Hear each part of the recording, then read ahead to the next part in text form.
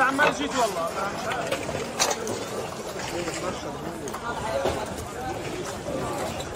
انا هنا بالضبط احسن ليش ولا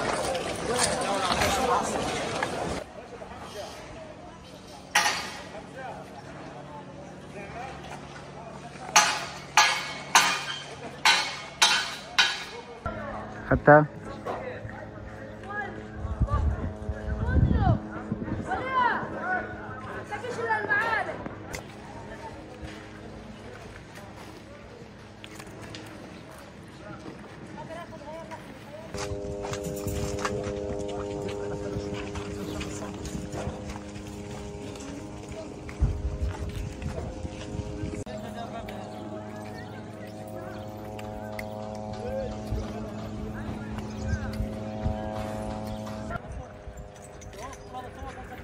اقول لك صوت بدك صوت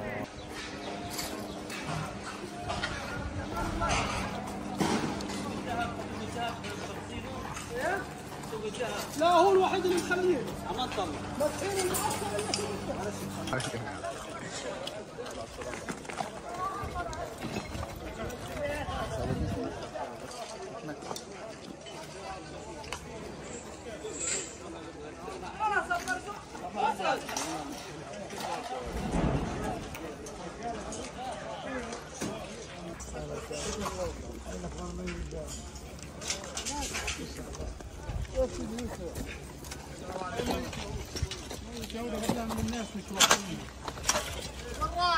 من هنا يا راجل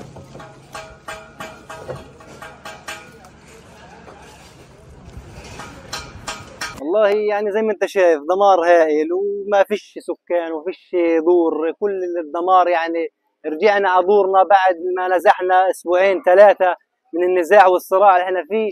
رجعنا على دورنا وزي ما انت شايف ما فيش ولا حاجه، ولا عماره ولا بيت ولا حجر، والحجر والشجر دمروه كله زي ما انت شايف. دمار هائل يعني لا تصلح للسكن قطاع غزه بشكل كامل. والله يهدي البال ويصلح حالنا، وبرغم الدمار وبرغم الحصار اللي احنا فيه ان شاء الله صامدين، ورايه فلسطين عمرها ان شاء الله ما تنزل من هالبلد ان شاء الله، وربنا يرجع الناس سالمين غالمين لبيوتها.